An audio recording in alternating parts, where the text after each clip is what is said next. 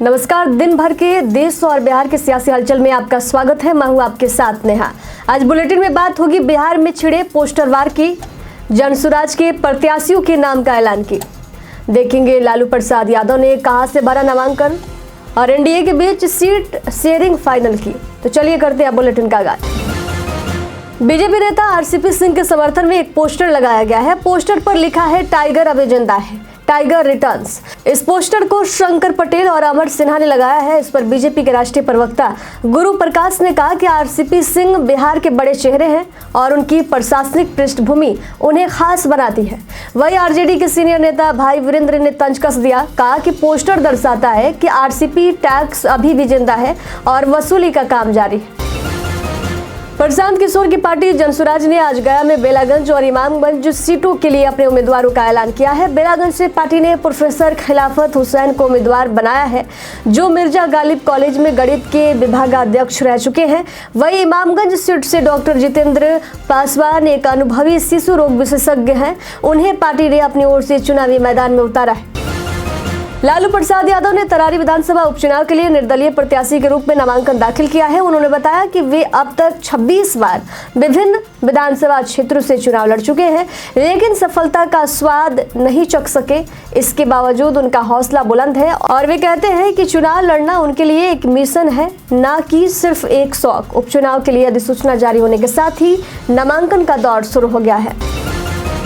महाराष्ट्र में केंद्रीय गृह मंत्री अमित शाह के निवास पर एनडीए के घटक दलों के बीच एक अहम बैठक हुई। इस बैठक में मुख्यमंत्री एकनाथ शिंदे, डिप्टी सीएम देवेंद्र फडणवीस और डिप्टी सीएम अजीत पवार शामिल हुए। चर्चा का केंद्र था राज्य की 288 विधानसभा सीटों पर सीट शेयरिंग।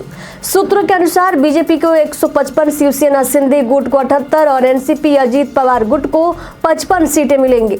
इसके अलावा छोटी पार्टियों को भी सीटें दिए जाने पर सहमति बनी है। सत्येंद्र जैन की जमानत के बाद उनके बयान ने एक बार फिर राजनीतिक हलचल को बढ़ा दिया है। आम आदमी पार्टी के नेता ने शनिवार को कहा कि यदि लोकतंत्र और संविधान का अरिस्तत्व नहीं होता तो केंद्र सरकार उन्हें फांसी पर लटका चुकी होती। इस दौरान उन्होंने ये भी बताया कि उन्हें महीनों तक एकांत कारावास में रखा गया था, जो उनकी स्वास्थ्य स्थिति पर असर डालने वाला था। सर्दियों में हर साल बढ़ते प्रदूषण को लेकर पर्यावरण मंत्रालय ने अहम कदम उठाया है। पर्यावरण मंत्री गोपाल राय ने दिल्ली सचिवालय में आयोजित बैठक में सभी विभागों के अधिकारियों के साथ प्रदूषण की रोकथाम के उपायों पर चर्चा की। मंत्री ने बताया कि दिल्ली में 13 प्रदूषण हॉट स्पॉट चिन्हित किए गए हैं, जहां सबसे ज्यादा प्रदूषण बढ़ता है। इन हॉट स्पॉट्स के लिए अलग अलग कोऑर्डिनेशन कमेटियों का गठन किया गया है, जो संबंधित विभागों के साथ मिलकर प्रभावी कदम उठाएंगे। निर्दलीय सांसद पप्पू यादव ने प्रशांत किशोर और उनकी कोर टीम पर कड़ी टिप्पणियां की। पप्पू यादव ने कहा कि प्रशांत किशोर ने केवल लुटेरे आईएएस और आईपीएस अधिकारियों को इकट्ठा किया है, जो बिहार की असली परिस्थितियों से अनभिज्ञ हैं। उन्होंने आरोप लगाया कि ये लोग समझते हैं कि हर चीज पैसे से संभव है, जबकि वास्तविकता इससे कहीं अलग है। यादव ने यह भी कहा कि प्रशांत किशोर और उनकी टीम का सामाजिक ज्ञान बेहद सीमित है।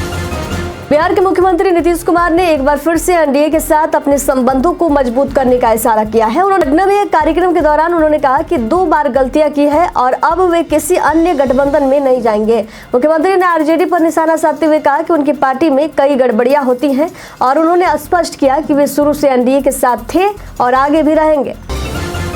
मनी लॉन्ड्रिंग मामले में 18 महीने जेल में बिताने के बाद आम आदमी पार्टी के वरिष्ठ नेता सत्येंद्र जैन को तिहाड़ जेल से रिहा कर दिया गया है।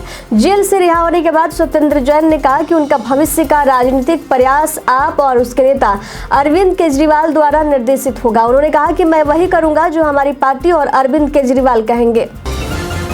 प्रशांत किशोर की पार्टी द्वारा आयोजित बैठक में कार्यकर्ताओं के बीच जमकर बवाल हुआ। जब प्रशांत किशोर प्रेस कॉन्फ्रेंस के दौरान उम्मीदवारों की घोषणा करने वाले थे, तभी कार्यकर्ताओं ने आपस में भिड़ंत कर दी। स्थिति इतनी बिगड़ गई कि कार्यकर्ताओं ने तोड़ फोड़ करना शुरू कर दिया। आपको बता दें कि जनसुराज पार्टी ने बेलागंज विधानसभा से मुस्लिम प्रत्याशी को टिकट देने का ऐलान किया था, जिसके बाद अल्पसंख्यक समाज की बैठक में हंगामा हो गया।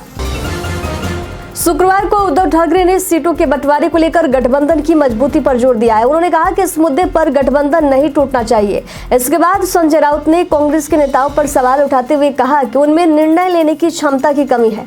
अब संजय राउत ने कहा कि उद्धव ठाकरे और शरद पवार के बीच सीटों के बंटवारे पर सहमति बन गई है। उन्होंने इशारों में कांग्रेस पर भी कटाक्ष किया। केरल की वायनाड लोकसभा सीट पर उपचुनाव की तारीख का ऐलान हो गया है। चुनाव 13 नवंबर को होंगे और नतीजे 23 नवंबर को घोषित किए जाएंगे। इस सीट से कांग्रेस ने प्रियंका गांधी को उम्मीदवार बनाया है। प्रियंका गांधी 23 अक्टूबर को अपना नामांकन दाखिल करेंगी और इस मौके पर नेता प्रतिपक्ष राहुल गांधी भी उनके साथ रहेंगे।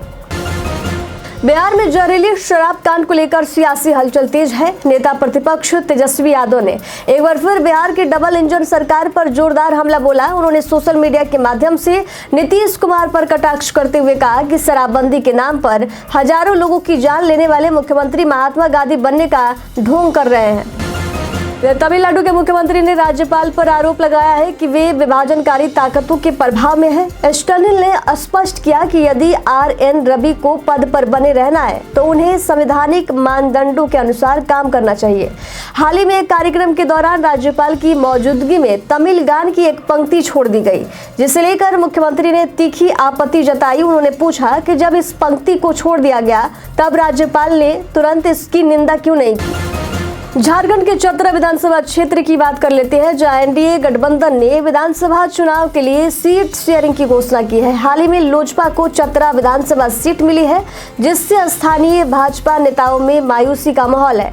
अब बीजेपी के कई दावेदार लोजपा की ओर रुख कर रहे हैं और टिकट के लिए बड़े नेताओं से संपर्क बनाने में जुट गए हैं। इस पर बीजेपी जिलाध्यक्ष रामदेव सिंह भोक्ता ने कहा है कि पार्टी के निर्णय का वे स्वागत करते हैं और गठबंधन के प्रत्याशी की जीत के लिए हर संभव प्रयास करेंगे। केंद्रीय मंत्री गिरिराज सिंह ने हिंदू स्वाभिमान यात्रा के दौरान विपक्षी नेताओं पर तीखे हमले बोले। कहा कि यह यात्रा जो है केवल बीजेपी की नहीं है, बल्कि विभिन्न राजनीतिक दलों के हिंदुओं की एकता का प्रतीक है। साथ ही उन्होंने कहा कि जो लोग इस यात्रा पर एतराज जता रहे हैं, मैं उनसे निवेदन करता हूं कि वे लव जिहाद, लैंड जिहाद और शिक्षा जिहाद जैसे मुद्दों का अनुभव करें। उन्होंने कहा कि पहले केवल लड़कियों का लव जिहाद होता था, अब लड़कों का भी हो रहा है। बहुजन समाज पार्टी और आजाद समाज पार्टी ने अपने अपने प्रत्याशियों की नामों की घोषणा कर दी है। बसपा ने अवनीश कुमार शाक्य को अपना उम्मीदवार बनाया है, जो लंबे समय से पार्टी की सेवा कर रहे हैं। वही आजाद समाज पार्टी ने विश्व प्रताप सिंह को इस चुनावी मैदान में उतारा है। आपको बता दें कि करहल विधानसभा सीट सपा सुप्रीमो अखिलेश यादव के सांसद बनने के बाद खाली हुई थी।